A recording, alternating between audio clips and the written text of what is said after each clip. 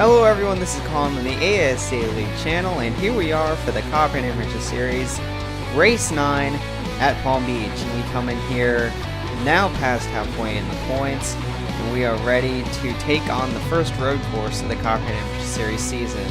Here are the point standings coming into the race. Logan Sanders currently sits on top, 12 points in front of Nia Deverett. And for the people 100 points and back, things are starting to look bad for them as we are winding down in this first season of the Copperhead Amateur Series season. Anyways, as the cars round the corners, here is your starting lineup for today's race. On the pole, Jack Porkins, just like he's done many times before the season, and his teammate Garrett Sidnor. Row 2, August Eberhardt and Patrick Curtis, the German, will start on his outside. Row 3, Cody Smart driving for his own team, and Megan Johnson will be in the 7. Row 4, Dan Klenick and Conrad Cooper in that row. Row 5 as Nia Deverett, the second place in points, and Davey Johnson, third in points. Row 6, Cam Goddard and Edison Padkar both raced their way in part-time qualifying. Row 7, Nick Vaquez and Chloe Baker, two Toyotas. Row 8, Max Stein and Andrei Popov. Stein looking to improve at his road course racing ability. Row 9 has Jake Baskinger and Brian Thompson. Row 10 has Zach Rain and Logan Sanders, your points leader. Row 11, Moretta Zrischel and Carson Bowers in the 23. Row 12, Sebastian Torres driving for Bad Dad Racing's only entry, and Castle Radcliffe in the 38. Row 13, Mackenzie Rustin and Kevin Ulrich. And in your final row, Chris Dodd and Samantha Jones, both for Vincent Motorsports. And that is your starting lineup, and we are getting set to go racing green flag here at the Copperhead Amateur Series race at Palm Beach.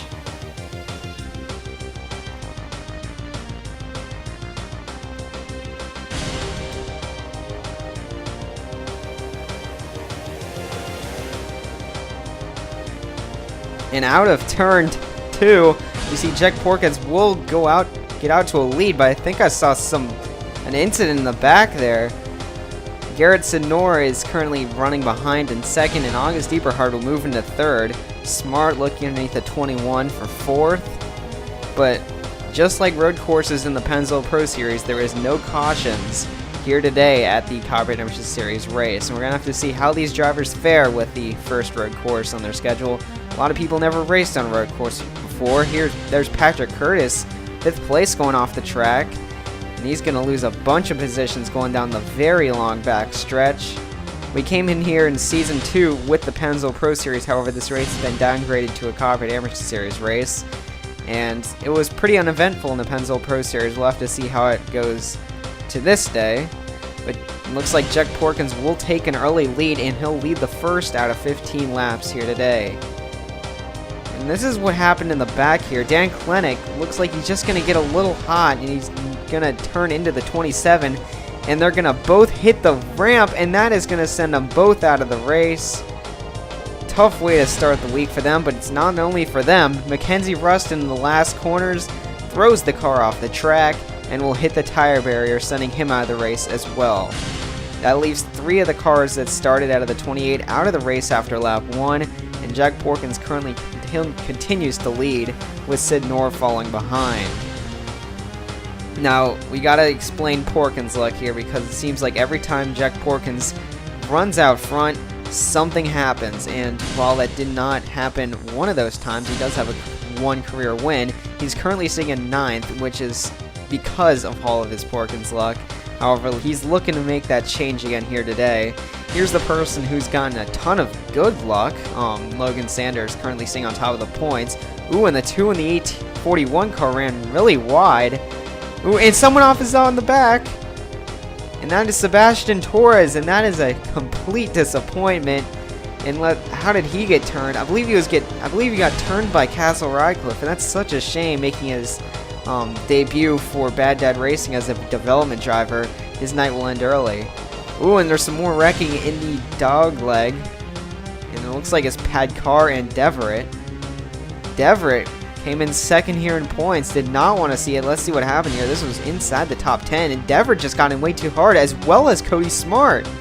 And Nick Vaquez also, it looks... I wonder if there was any oil down on the track or something.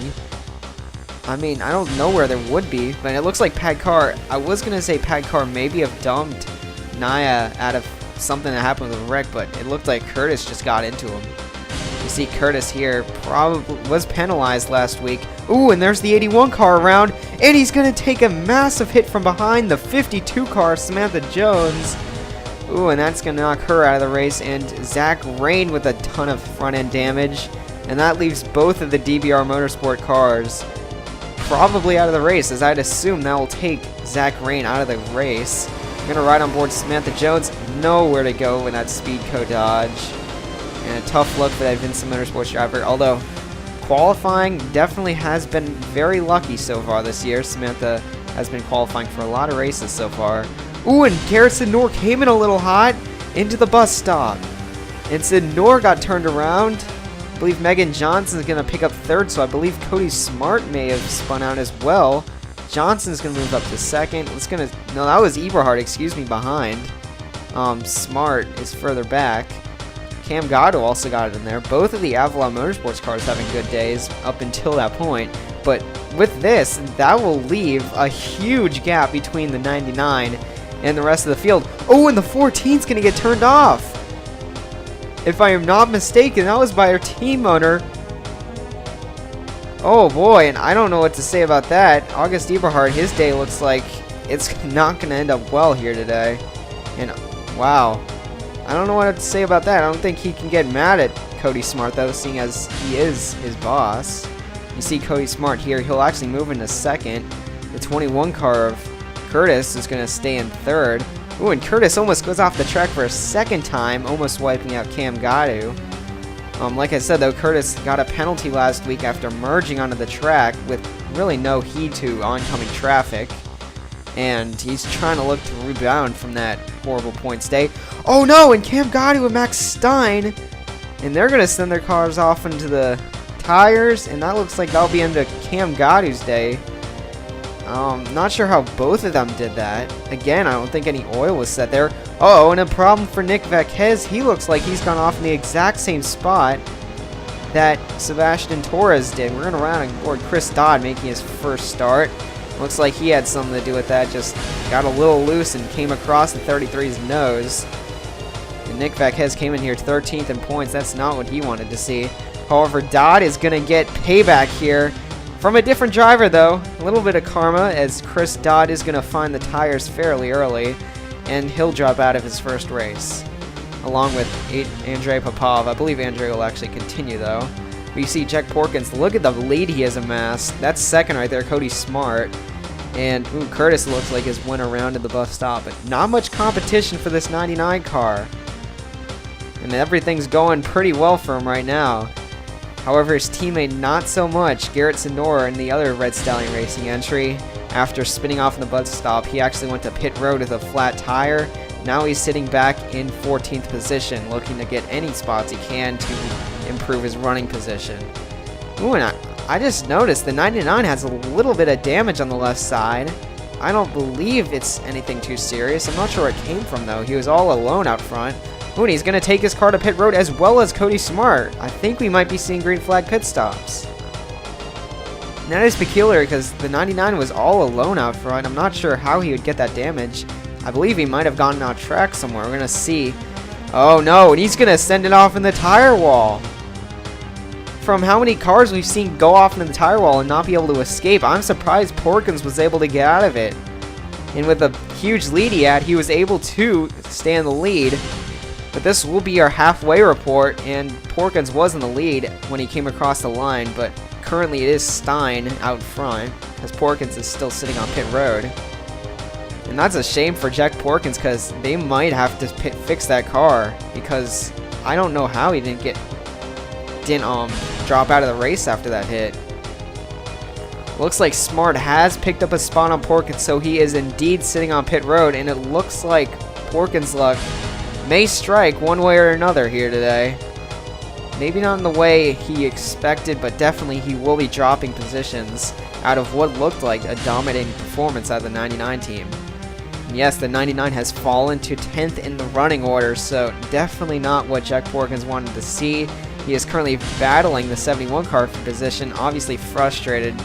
using the 71 as a bit of a brake pad. But Porkins, you can't really blame him for being mad.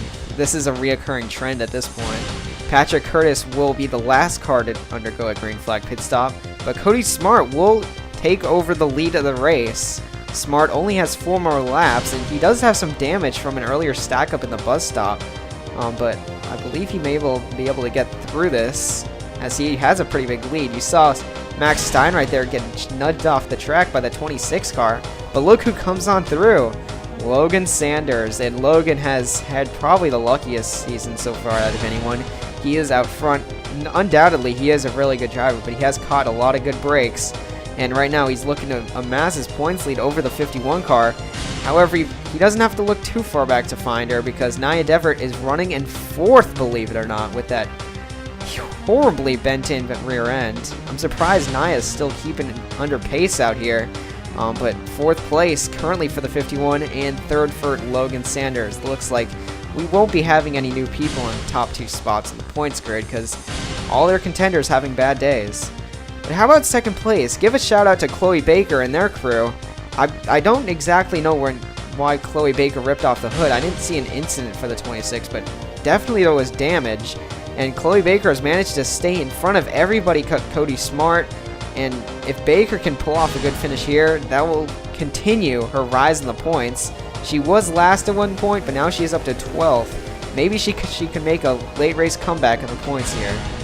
Ooh, maybe not. Never mind. Logan Sanders and Chloe Baker. One has to wonder if they took each other out. That'll put Nia Devert into 2nd. Max Stein has climbed up to 3rd as well. Those are teammates right there. So you got teammate battles here, Double T Motorsports and Malley Motorsports. Looks like the 11's car of Davey Johnson's his day is gonna go from bad to worse, involved in an earlier wreck.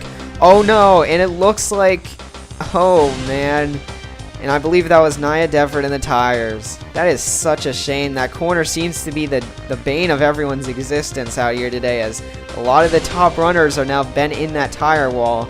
And we're going to see exactly what happened. Just same situation, looks like the 51 car. Oh boy. Yeah, that's a shame to see out of Nia Devert working so hard to get a good finish and catch up with her rival Logan Sanders, but it's not going to happen today. White flag, however, though, for the 88 car, who has been very silent up front all race long ever since taking the lead. And, well, he's driven a very respectful race so far. And the 88 car looking to take it home for his home team. And also looking to be the first non-chaser to win a race. It's been 9 races, but no, we have not seen a driver that's not in the chase win a race before. So Cody Smart looking to do that. Smart announcing their team will be moving to full-time competition in the Pennzoil Pro Series next year. So that'll be interesting to see, and a win will definitely help him out. As you see, Patrick Curtis, though, he's in 2nd after Max Stein took his car off the track. I believe Chloe Baker has also fallen back. But a great recovery for the 21 car after last week. And the 25 and the 83 are battling out for 3rd. But it looks like Cody Smart, out of the corners, he'll keep it out of the tires. And it looks like Cody Smart is going to bring them home, as well as Target to a victory. Checkered flag goes for the 88. And I believe that'll be Ford's 3rd consecutive victory. So congratulations to Cody Smart and Smart Motorsports as they take home the 2nd half of the race for Smart Motorsports. And Smart will celebrate in the dimming light with victory burnouts.